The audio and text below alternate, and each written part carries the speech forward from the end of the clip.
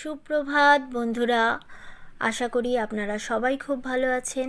আমিও খুব ভালো আছি। তো বন্ধুরা, আজ আমি এক মায়ের মন্দির দর্শন করব এবং আপনাদেরকেও দেখাবো যে মূর্তি এর আগে আমি কখনোই দেখিনি। তো আসুন বন্ধুরা, দেখে নেওয়া যাক।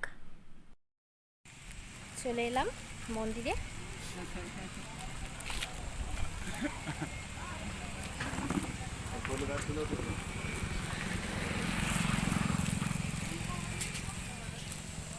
এটা হচ্ছে আমার এই ছোট মামার তৈরি মন্দির, বজরংবলীর।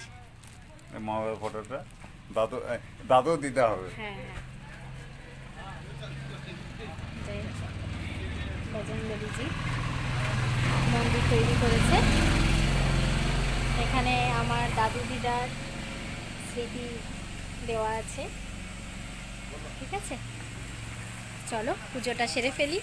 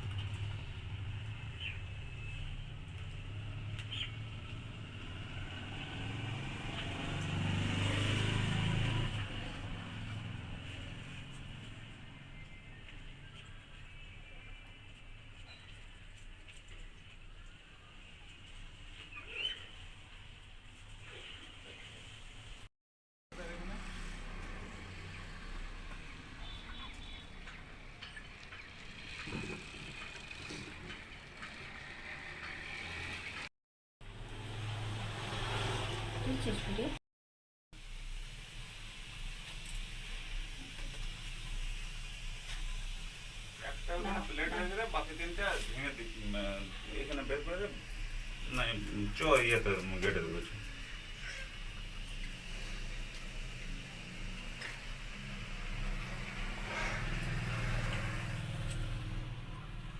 মন্দিরে পুজো দিয়েই চলে এলাম একটি জুসের দোকানে।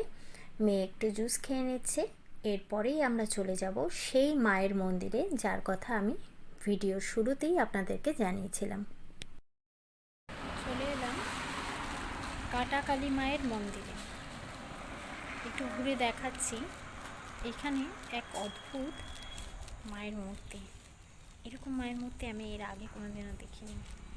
তো আসুন দেখে নেওয়া যাক।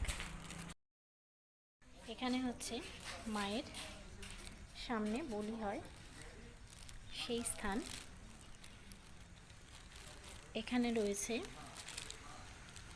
বৃন্দা দেবীর মন্দির। একটি তুলসী মঞ্চ করা রয়েছে, যেখানে রাধা কৃষ্ণের খুব সুন্দর একটি ছবি রয়েছে। এরপর আমি আপনাদেরকে দেখাবো সেই মায়ের মূর্তি।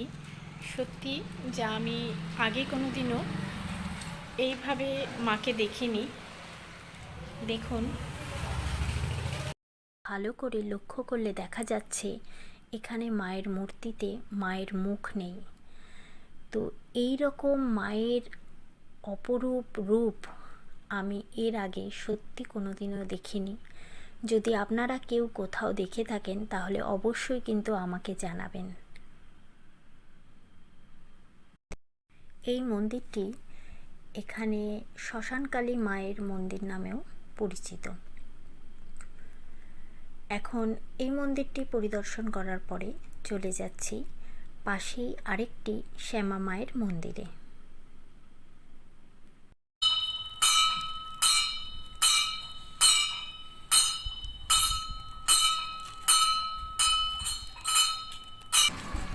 মন্দির পরিদর্শন করে এখন বাড়ির থেকে রওনা হচ্ছি। আজ সকাল থেকে যে সকল মন্দির আমি পরিদর্শন করলাম সবটাই আপনাদের সাথে শেয়ার করলাম। তো আপনারা যদি এই ধরনের কোনো মন্দির পরিদর্শন করে থাকেন তাহলে অবশ্যই আমাকে কমেন্ট করে জানাবেন। আজকের ব্লগটি যদি ভালো লাগে তাহলে পাশে থাকবেন। ধন্যবাদ।